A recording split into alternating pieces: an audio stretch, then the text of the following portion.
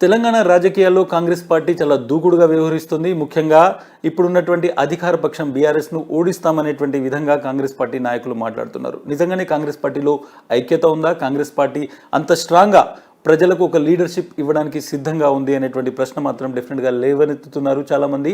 నాతో పాటు మాణిక్రావు గోవిందరావు ఠాక్రే ఎవరైతే తెలంగాణ కాంగ్రెస్ ఇన్ఛార్జ్ ఉన్నారు, ఆయన ఉన్నారు. ఆయనతో మాట్లాడదాం. కాంగ్రెస్ పార్టీ అంతర్గత విషయాలతో పాటు కాంగ్రెస్ పార్టీ ఫ్యూచర్లో ఎటువంటి స్ట్రాటజీ వ్యవహరించబోతుంది అనేటువంటిది కూడా తెలుసుకుందాం. सर नमस्कार, welcome to Sakshi TV. Sir मैं आपसे पहला एक सवाल पूछना चाहता हूँ। 7 महीने हो गए आप तेलंगाना में आके, तेलंगाना में कांग्रेस की स्थिति को क्या देखते हैं सर, कैसे देखते हैं स्थिति को? देखिए, मुझे बहुत कम पीरियड वैसा देखा जाए तो एक प्रभारी के बेसिस से 6-7 महीने मुझे काम करने का यहाँ पे मौका मिला कांग्रेस के नेताओं के, कार्यकर्ताओं के, लोगों के साथ। तो मैं देख रहा हूँ कि कांग्रेस पार्टी को लोग तेलंगाना के चाहते हैं, लेकिन हमने एक साथ होकर आगे जाना चाहिए। ये जो जनता का अपेक्षा थी, लोगों की उम्मीद थी हमसे, तो हमने पहले वही कोशिश की, सबको एक साथ होकर कांग्रेस पार्टी हर जगह पे जाए, वहाँ पे नेता जाए, कार्यकर्ता जाए, और कांग्रेस पार्टी की जो भी विचारधारा है, कांग्रेस पार्टी की जो सोच है, जो भी कांग्रेस पार्टी के नेतृत्व हमारे सोनिया जी गांधी, जिन्होंने बड़े से तेलंगाना निर्मित के लिए अहम भूमिका उन्होंने की, जो अपेक्षा की थी उस वक्त, तो वो एक लोग हमारी तरफ देख रहे हैं, लेकिन हम उस तरीके से हमारे कदम हम नहीं बढ़ा रहे। तो शुरू में मुझे कुछ दिक्कतें ज़रूर आई, लेकिन सब ने मुझे कोऑपरेट किया कि सब ने ये कहा कि हम बिल्कुल आपके साथ है, जो भी आप कहेंगे उस तरीके से हम करेंगे। तो एक साथ होकर जब सीनियर लीडर्स, कार्यकर्ता काम करने लगे हैं, तो उसका परिणाम भी हमें दिखाई दिया है जल्द ही कुछ दिनों में। तो जैसे कि पीसीसी प्रेसिडेंट रेवंत रेड्डी जी रहो कि उन्होंने पूरे स्टेट में यात्रा निकाली, उस तरीके से भट्टी जी ने भी उस तरीके से यात्रा निकाली। मैंने डिसाइड कर दिया था कि आप सब लोग अभी गांधी भवन छोड़कर थोड़ा बाहर निकलना चाहिए। तो सभी ने अपना अपना काम बड़ी अच्छी तरीके से शुरुआत की, तो उसके परिणाम दिखाई देने लगे। मैं एक चीज़ के अंदर पूछना चाहता हूँ। कुछ दिन पहले आपके एक्स पीसीसी चीफ उत्तम कुमार रेड्डी ने एक आम लेटर लिखा, एक पब्लिक को एक लेटर लिखा या फिर पार्टी को एक लेटर लिखा। उसके अंदर उन्होंने कहा कि कुछ लोग मुझे बदनाम करने की कोशिश कर रहे हैं, मेरे ऊपर लगातार अटैक हो रहा है पर्सनली, और जो लोग कर रहे हैं वो पीसीसी में एक स्ट्रांग पोजीशन में बैठा हुआ व्यक्ति ये सब कर रहा है। डायरेक्ट लेटर लिखा है, लेकिन आज तक आपके पार्टी से कोई रिएक्शन नहीं है सर इसके ऊपर। देखो, उसमें रिएक्शन देने जैसी बात भी नहीं है। देखो, उन्होंने जिस तरीके से अफवाहें चल रही थी, सही मायनों में अपोजिशन की तरफ से ही कुछ बातें उछाली जा रही थी, तो जानबूझकर कि प्रेस में पहले वाली स्थिति पैदा करे इस तरीके से कि उत्तम कुमार जी या कोई और नेता कांग्रेस पार्टी से जा रहा है, संपर्क में है। तो ये बात तो हमारे लिए बड़ी अच्छी बात है कि उन्होंने वो डिनाई कर दिया है कि कोई हम में से नहीं जाएगा। मैं कांग्रेसी हूँ और कांग्रेस में ही रहूँगा, लेकिन कुछ उनको शंकाएं जो थी वो भी उन्होंने दर्शाई। शायद उसमें कुछ कांग्रेस के भी लोग हो सकते हैं, मेरे इस तरीके से मैं जाने के लिए इस तरीके से कोशिश कर रहा हो या संपर्क में हो, इसलिए तो शायद उन्होंने चिट्ठी में लिखा हो। लेकिन वो कोई हमारे लिए सबसे मायने रखता है कि उन्होंने बड़े मजबूती के साथ जो कहा है कि सब हम कांग्रेसी हैं और कांग्रेस को एकजुट होकर हम अपोजिशन के खिलाफ हमको लड़ना है। इसी सिलसिले में आखिरी सवाल है सर, इस सिलसिले में कि रेवंत रेड्डी और उत्तम कुमार रेड्डी के बीच में कुछ चल रहा है, ये सब पार्टी के अंदर एक छोटा कन्फ्यूजन क्रिएट हो रहा है बहुत दिनों से। कि ये अभी क्या है, मैं तेलंगाना में एक बात देख रहा हूँ। एक तो इलेक्ट्रॉनिक मीडिया रहो, प्रिंट मीडिया है, कुछ चैनल्स कि उसको बहुत जल्दी पकड़ लेते हैं कुछ बातों को, और कुछ बात नज़रअंदाज कर देते हैं। तो बाकी इतने सारे लोग कांग्रेस पार्टी में आ गए।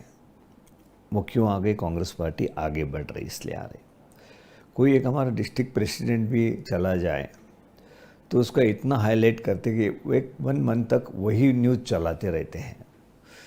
तो ये क्यों होता है समझ में नहीं आता है, लेकिन जब बारीकी से देखा तो समझ भी जाते हैं कि कहीं तो भी ये अंदरूनी इस तरीके से पब्लिसिटी कांग्रेस के खिलाफ करने की जो बात रहती है उनका वो रिलेशंस है या उस तरीके से वो प्रेस के माध्यम से कांग्रेस पार्टी को भी बदनाम करना चाहते हैं, ऐसे दिखाई देता है, स्पष्ट दिखाई देता है। लेकिन ऐसी कोई बात नहीं है कि ये तो कांग्रेस पार्टी के अंदरूनी सभी नेता हैं, सीनियर नेता हैं। सभी सीनियर नेता का सम्मान करके आगे जाना चाहिए, वो मेरी नीति है। और मेरा ये है कि किसी के फेवर नहीं, लेकिन सबको मैं साथ में लेके चल रहा हूँ, ये मैसेज मुझे देना है और मैं कर रहा हूँ। और उसी की वजह से आज जब हम देख रहे हैं कि आपको 7 महीने से जो पहले बातें सुनाई देती थी वो कोई भी बात आपको सुनाई नहीं दे रही है। एक लेटर उन्होंने लिख दिया, सही गलत मैं देखूंगा क्या बात है उसमें, लेकिन वो इतना उछालने की कोशिश हो रही है, सब जगह पे उसकी चर्चा होती है। कोई बीजेपी के अंदर क्या हो रहा है सभी को पता है कि क्या किस तरीके से स्टेज पर होता है, दिल्ली में होता है, उनके मीटिंग्स में कोई नहीं आता है, उनका अध्यक्ष आने के बाद भी उसके ऊपर चर्चा नहीं होती है। जो रिलेशन बीएसपी के बीआरएस के और बीजेपी के बनी हुई है, एक नहीं ऐसे बहुत सारे बातें हैं कि बीआरएस और बीजेपी एक साथ जा रही है।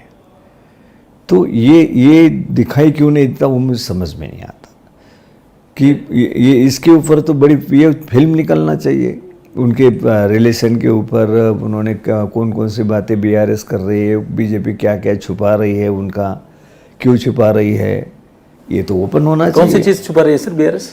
देखिए ये बात तो लिकर कैंड का आपको मालूम है, जो आप ही के चैनल से हम सुनते थे कि मैं 16 तारीख को अरेस्ट होंगी, 20 तारीख को अरेस्ट होंगी, कहाँ हुआ अरेस्ट?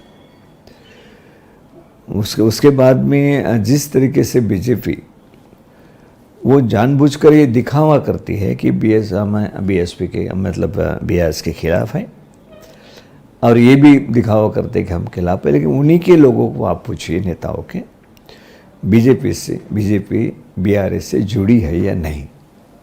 अलग अलग तरीके से हमारा सुनाई देता है, हमारे पास बात करते हैं वो, इसीलिए हम बीजेपी को नहीं चाहते हैं, बीआरएस की तरफ वो जा रहे तो क्यों हम बीजेपी को मदद करें। तो ये तो बाहर आई हुई बात है, लेकिन चैनल के माध्यम से कहीं दिखाई नहीं देता। लेकिन जब प्रधानमंत्री नरेंद्र मोदी जी यहाँ पे आते हैं तो केसीआर और केटीआर के फैमिली पे बहुत तीखी तरीके से वो लोग वार करते हैं, और यहाँ पे केटीआर प्रधानमंत्री जी को और अमित शाह जी को गाली गलौज तक देते हैं, ऐसा बीजेपी वाले कहते हैं। फिर इतना वार ऑफ वर्ड्स चल रहा है दो पार्टी के बीच में, तो फिर दोस्ती कहाँ से है सर? देखिए ये बात आपने शायद अपने बारीकी से अगर देखा होगा, तो मैं देख रहा था जब मैं आया यहाँ पर, उसके बाद भी 2-3 महीने तक वो कांग्रेस के खिलाफ एक लफ्ज़ भी नहीं बोलते थे बीआरएस। इस केस में आपको राजनीति नहीं दिखाई देती? क्यों नहीं बोल रहे थे सर? यही कारण है कि जानबूझकर कांग्रेस को अवॉइड करो कि भाई हमारे खिलाफ बीजेपी है, दिखावा। मिली जुली सरकार जो रहती है ना, उस तरीके तुम हमारे ऊपर कुछ एलिगेशंस करो, हम आपके ऊपर करते, हम ही मीडिया में रहे, हम ही लोगों के सामने रहे, सत्ता में रहे और अपोजिशन में हम ही रहे, दोनों पार्टी रहे। कांग्रेस की बात ही मत करो, कांग्रेस के ऊपर ही बात ही मत करो। लेकिन जब कांग्रेस ने जोर पकड़ा है, अब बीजेपी को छोड़ दिया है, कांग्रेस दिखाई दे रही है उनको। क्यों आज क्यों कांग्रेस के ऊपर? आज उनको मालूम है कि कांग्रेस को लोग चाहने लगे हैं, कांग्रेस में एकता आई है, सब एक साथ होकर काम कर रहे हैं, कांग्रेस आगे बढ़ रही है, कांग्रेस सत्ता में आ सकती है। अभी दोनों को इसकी परेशानी है। और जो हम देखते हैं कि बीआरएस, आप देखा होगा कि जैसे कर्नाटक में भी किन लोगों को मदद की, मतलब कांग्रेस को हराने के लिए मदद करना, इसका मतलब साफ है कि बीजेपी को मदद करना है। अब जो भी पार्लियामेंट में जो भी बिल जितने भी आए होंगे अभी तक के, उसके पहले वाले अभी दिखावा कर रहे हैं कि नहीं हम उनके साथ नहीं हैं, क्योंकि उनका मालूम हो गया है कि ये लोगों को ध्यान में आ गया है कि बीजेपी और बीआरएस एक साथ होकर चल रही है। तो ये ध्यान में आने के बाद कुछ बातें कर रहे हैं उस तरीके से। अभी बीजेपी भी जोर जोर से बातें कर रही है, लेकिन पार्लियामेंट में तो उन्होंने पूरी तरह सपोर्ट किया है उनको। अगर कल वक्त कांग्रेस और बीआरएस के दोस्ती का वक्त आएंगे तो आप बीआरएस को अपने दोस्त के, या जो इंडिया आपने एक लगाया है उसके अंदर बीआरएस को शामिल कर लेंगे सर? सवाल ही नहीं आता, क्योंकि ये बात स्पष्ट हो चुकी है कि बीआरएस को मदद अपने बीजेपी को मदद कर रही है, मोदी जी को वो वहाँ पे बिठाना चाहते हैं। ये कोई छुपा हुआ नहीं रहा हूँ। अगर कल ऐसा ही सिचुएशन तेलंगाना में आ जाए, अगर आप मोदी जी को हटाने के लिए केसीआर के साथ हाथ मिलाने की जरूरत आवश्यकता आ जाए, तब एक प्रियम्बल पे केसीआर और आपके पार्टी से कोई सिग्नेचर, खरगे जी का सिग्नेचर करके एक गठबंधन बनाने की चांसेस तो है ना वहां पे। जो भी दिखाई देता है तो आप देखिए कि बीजेपी के साथ पूरी तरह लिप्त है बीआरएस। कोई थोड़ा भी ऐसी जगह नहीं है कि ये बीजेपी से अलग हो सकते हैं। उन विचारों को देश में अगर बढ़ावा देना है तो हम कतई किसी के साथ भी जाने का सवाल नहीं है। और आज भी मैं बोलता हूँ कि थोड़ा भी हमें ये नहीं है, शक नहीं है, पूरा 100% हमारी ये हो गई है कि ये बीजेपी के साथ आगे जाना चाहती है, मोदी को पीएम बनाना चाहती है। ऐसे अवसरवादी लोगों के साथ हमारे विचारधाराओं के आधार पे जो नुकसान पहुंचाने वाली कोई भी पार्टी हो, उसके साथ नहीं जाना चाहिए। और हम कदापि ही बीआरएस के साथ नहीं जाएंगे, पहले भी नहीं और बाद में। तेलंगाना में एक क्या स्ट्रैटेजी है सर कांग्रेस की? आपने पोंगुलेटी श्रीनिवास रेड्डी को ऑन बोर्ड ले लिया, आपकी पार्टी में ज्वाइन करा। कौन एक्चुअली कांग्रेस पार्टी के बारे में तेलंगाना में कहा जाता था कि एक कोई डिसीजन लेना हो तो 10 आदमी पहले मीडिया से कहते हैं, फिर बाद में डिसीजन लेते हैं। लेकिन पोंगुलेटी श्रीनिवास रेड्डी के मामले में लास्ट मिनट तक किसी को भनक भी नहीं लगी और वो पार्टी में ज्वाइन हो गए। कोई बाहर से कोई स्ट्रैटेजिस्ट देख रहे हैं या फिर आप डील कर रहे हैं? कौन डील कर रहे हैं? ये कोई जल्दी डिसीजन नहीं लिया, ये शायद कैसा पता नहीं, मुझे मालूम नहीं। मीडिया में तो पता लग जाता है कोई बातों का, लेकिन वो 1 महीने से चल रहा था उनका कि क्या किस तरीके से डिसीजन लेना चाहिए, क्या आगे चलकर कौन सी पार्टी आगे जा रही, किसको सपोर्ट करने से हम बीआरएस को मुकाबला कर सकते, हरा सकते हैं। तो उन्होंने आखिर में तय कर लिया कि हमको कांग्रेस पार्टी के साथ जाना चाहिए, कांग्रेस पार्टी की विचारधाराओं को ही आगे बढ़ाना चाहिए स्टेट में, देश में। तो उन्होंने वो डिसीजन लिया है। तो मुझे नहीं लगता कि अचानक उन्होंने वो डिसीजन ले, बड़े सोच समझकर उन्होंने कदम बढ़ाए हैं। तो बड़ी तादाद पे कांग्रेस पार्टी में ज्वाइंट हुई है। एक चीज मैं लार्जर पिक्चर बताना चाहता हूं सर, कांग्रेस पार्टी में कुछ दिन से, या फिर कोमट रेड्डी वेंकट रेड्डी हो, या फिर उत्तम कुमार रेड्डी हो, पुन्नम प्रभाकर हो, जग्गा रेड्डी हो, दामोदर राज नरसिंह जो आपके डिप्टी सीएम रह चुके हैं, ऐसे कुछ लीडर के अंदर एक ऐसा सोच रहे हैं कि कुछ लोग बाहर गए, राजगोपाल रेड्डी जो बाहर गए हैं आपके पार्टी से, वो लोग सोचते हैं कि एक नई सिस्टम अगर कांग्रेस पार्टी में बैठ गई है, जो रेवंत रेड्डी अपने आदमियों को अंदर ला रहे हैं, उनको प्रायोरिटी दी जा रही है, कांग्रेस के भीतर में एक दूसरी कांग्रेस तैयार हो रही है, जो पुरानी कांग्रेस और नई कांग्रेस, ये कल्चर कुछ डेवलप नहीं हो रहा सर? देखो, एक तो पहले जिनका नाम लिया आपने कांग्रेस पार्टी के, नाराज होकर गए, तो मेरे पहले चले गए थे। लेकिन मैं जब से आया हूँ, सबको ये विश्वास मैंने दिलाया है कि सभी की कांग्रेस पार्टी है, सभी ने साथ होकर काम करना चाहिए। तो तब से मुझे कुछ नहीं दिखाई दे रहा है इस तरीके से कोई आपसी मतभेद है या इस तरीके से कोई बात है। तो आपको भी शायद नहीं दिखाई देगा। 7 महीने से आप भी कुछ नहीं, अभी कुछ ही दिन पहले जो लेटर लिखा उसका जिक्र आप करेंगे, लेकिन 7 महीने में कुछ गुनाएंगे नहीं कि वो ऐसा ये हुआ था, उन्होंने ऐसा स्टेटमेंट दे दिया, वैसी प्रेस कॉन्फ्रेंस ले ली। एक भी आपको सिंपल कुछ दिन पहले सीएलपी लीडर भट्टी के घर पे एक मीटिंग हुई थी, जग्गा रेड्डी वहां पे गए थे, मधु याष्की वहां पे थे। ये सब लोगों ने कुछ दिन पहले, 2-3 महीने पहले एक मीटिंग भी लगाई थी कि हाँ, कुछ पार्टी के अंदर कुछ इश्यू हो रहा है, कुछ आदमियों के ऊपर जो वार रूम का इश्यू हुआ था, हम कुछ आदमियों को बदनाम करने की कोशिश कर रही है। इतना फ्रिक्शन है पार्टी के अंदर। नहीं, ये गलत बात फैलाई जा रही है। देखो, भट्टी जी इतनी मेहनत से 109 दिन की यात्रा, उन पैदल यात्रा निकाली है। ऐसा एक भी दिन नहीं था कि बीआरएस के ऊपर ना बरसे हो, ना बीआरएस के जो गलतियां उन्होंने उजागर ना की हो, बीजेपी की वहाँ पे उन्होंने ये बात नहीं की हो। ऐसा कौन नेता है? मधु याष्की है। रेवंत रेड्डी जी ने ये बीच में अमेरिका गए और एक कमेंट किया, आपने उसके ऊपर सफाई भी दी है।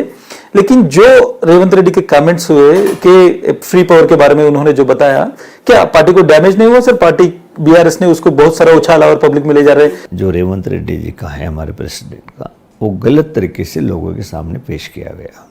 वो आप बारीकी से अगर पूरा स्टेटमेंट दिखाएं आप, तो उसमें से आपको बात समझ में आएंगी कि जिस तरीके से भ्रष्टाचार बिजली के अंदर हो रहा है, लोगों के ऊपर जो कुछ कंपनियों ने बहुत सारा उनके तरफ से पैसा आना बाकी है, कम से कम 25,000 करोड़ रुपए के ऊपर हुए, तो ये उनको नहीं वो प्रेस कर रहे, पैसा वसूली नहीं कर रहे, ये पूरा जनता से पैसा वसूल कर रहे, जो घर की बिजली है उनके, मतलब जनता से पैसा वसूल कर रहे हो। लेकिन कंपनी की तरफ से जो आज आपके पास रुका हुआ पैसा है वो डिमांड क्यों नहीं करते? आपके नज़दीक की कंपनियां, इसलिए क्यों नहीं करते आप उनको वसूली? वो तो जनता के ऊपर डाल रहे हो आप, अन्य दिखावा कर रहे कि हम फ्री में बिजली दे रहे किसानों को। जनता है ना किसान भी, इन लोगों के ऊपर का पैसा कमाकर उनके ऊपर डालना 100% हम वही सोच वाले लोग हैं।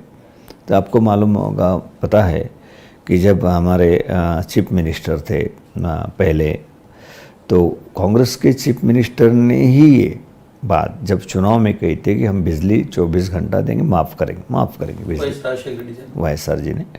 तो उस वक्त उन्होंने पहले ही इसमें सिग्नेचर ग्राउंड पे, जब ओथ हुई उनकी ग्राउंड पर, उसी वक्त सिग्नेचर कर दी। हम तो कांग्रेस पार्टी तो लगातार बिजली, कोई भी इसमें आज भी कमिटेड है सर आप फ्री पावर के लिए? 100%।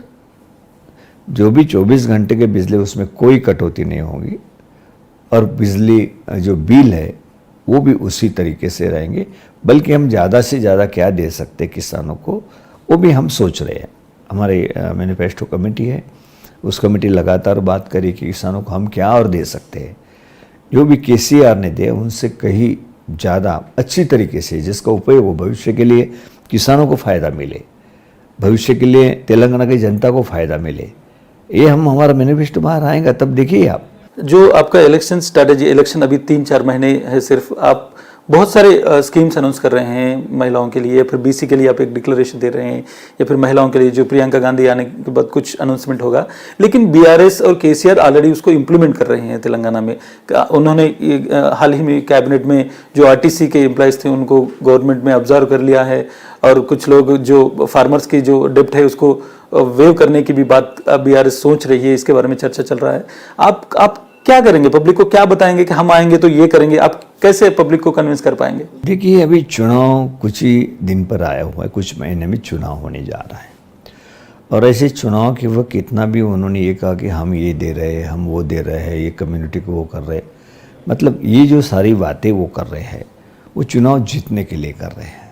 अभी तक 10 साल का रिकॉर्ड अगर देखा जाए तो किसी की डेवलपमेंट उसमें नहीं हुई ना, लगातार उस तरीके से कुछ स्कीम उन्होंने दी है। कांग्रेस पार्टी की ये है कि ये सिर्फ चुनाव जीतने के लिए कोशिश टीआरएस करती है, लेकिन उनका जो रास्ता है, जिस तरीके से उन्होंने भ्रष्टाचार बड़े चरम सीमा पे पहुंचा है, मुझे नहीं लगता कि इतना भ्रष्टाचार के बावजूद भी सेंट्रल में बीजेपी जो सरकार बैठी है वो आँख मूंद के क्यों बैठी है? क्यों नहीं पूछते हैं कि इतना सारा पैसा तुम ये हो रहा है, तो वो इंक्वायरी के लिए क्यों नहीं करती है? बहुत सारी फाइल्स पड़ी हुई है, बीजेपी उसके ऊपर कुछ नहीं करती है। तो ये सिर्फ दिखावा है उनका।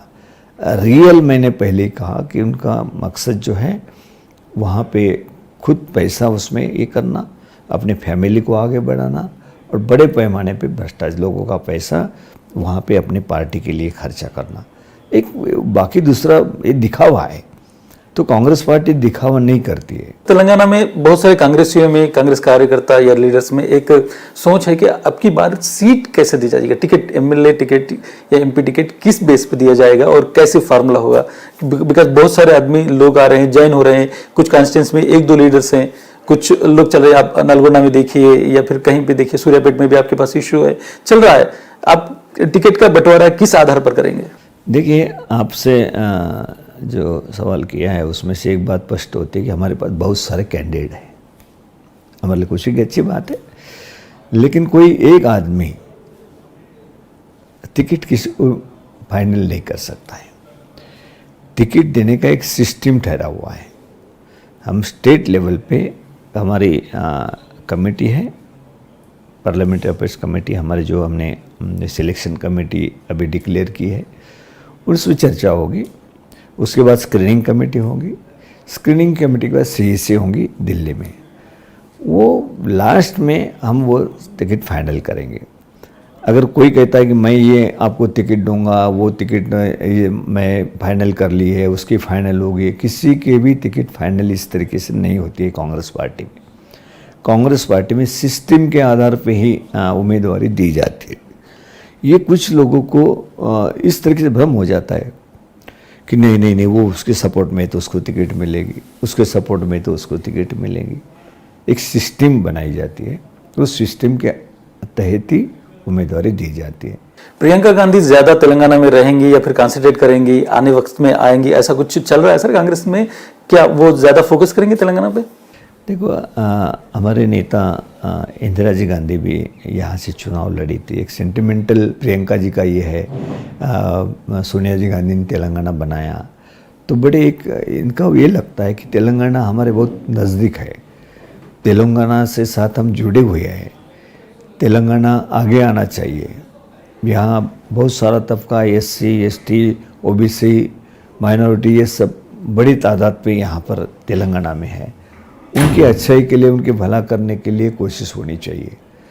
तो ये जो बातें लोगों के मन में भी है और प्रियंका जी के मन में भी है, इसलिए उनको जुड़ना आसान हो जाता है प्रियंका जी को, क्योंकि जो बैकग्राउंड जो है उस तरीके का बैकग्राउंड है, जो लोगों की भी सोच वो है कि प्रियंका जी एक जो कहती है वो उनका एक इम्प्रेस हो जाते हैं लोग, बड़ी अच्छी तरीके से लोग सुनने लगते हैं, राहुल जी का सुनने लगते हैं कि राहुल जी क्या कहते हैं, उसके ऊपर पूरा फोकस रहता है। खारगे साहब, अभी हमारी रैली हुई, बहुत बड़ी रैली हुई थी, तो उसमें खारगे साहब से अभी नज़दीकी कर्नाटक में उन्होंने नेतृत्व किया है, पूरे देश का नेतृत्व आज कर रहे हैं। तो खारगे साहब के भी इससे ये पूरा तेलंगाना आज हमें लगता है कि कांग्रेस पार्टी की ओर से पूरी तरह झुका हुआ। प्रियंका गांधी तेलंगाना से कुछ कंटेस्ट करेंगे सर, ऐसा कुछ चल रहा है? बिकॉज बहुत सारे लोग कह रहे हैं कि सोच रहे हैं 1-2-3 प्लेसेस पे। जहाँ तक मेरी मालूमात है, लेकिन हाईकमांड जो भी डिसीजन लेता है, कोई भी, अभी प्रियंका जी कांग्रेस पार्टी के नेता है, कांग्रेस पार्टी के वर्क करते हैं, तो जो भी हाईकमांड डिसीजन लेगा, कहाँ से किसको लड़ना है, कहाँ से किसको लड़ना है, तो कोई खुद तय नहीं करता। एक आखिरी सवाल सर, सुनील कुनगोलू स्ट्रैटेजिस्ट, ये तेलंगाना पॉलिटिक्स में कितना इंपॉर्टेंट है सुनील कुनगोलू का रोल? देखो, सुनील जी एक अच्छे जानकार, एक तजुर्बेदार इंसान है, सभी को पता है कि उनका हमें बहुत मदद होती है कहीं पर भी। ऐसा नहीं कि तेलंगाना के लिए यहाँ आके बैठे, वो पूरे देश में जहाँ जहाँ पर भी उनको सुझाव रहते हैं, सजेशंस वो देते हैं, तो हमारे लिए फ़ायदेमंद है। तो तेलंगाना के लिए ज़्यादा से ज़्यादा उन्होंने वक्त निकालना चाहिए, हमारी कोशिश है, लेकिन उनको पूरे देश में भी जाना पड़ता है, देखना पड़ता है, तो लेकिन उनको बहुत हमको ये मिलता है, मदद मिलती है उनकी तरफ से। राइट सर, शुक्रिया, आपने बहुत सारी बातें कही, कांग्रेस के अंदर की बातें और कांग्रेस की స్ట్రాటజీస్ के बारे में बात की। बहुत बहुत शुक्रिया సార్। ఇది మనం చూడొచ్చు మాణిక్రావు ఠాక్రే చెప్తున్నటువంటి మాటలు। రాబోయేటువంటి రోజుల్లో గెలిచేటువంటి క్యాండిడేట్స్ టికెట్లు ఇస్తాము, దానికి సంబంధించి ఏ ఒక్క వ్యక్తి నిర్ణయం తీసుకోరు, హైకమాండ్ నిర్ణయం తీసుకుంటుందని చెప్తున్నారు। ఇక బీఆర్ఎస్ బీజేపీ రెండు ఒకటే, కాంగ్రెస్ పార్టీ ఈసారి ఎన్నికల్లో బీఆర్ఎస్ ను గట్టిగా పోటీ ఇవ్వబోతుందనేటువంటిది కూడా ఆయన స్పష్టం చేస్తున్నారు। ఇది ఈ రోజు స్ట్రేట్ టాక్। Thank you.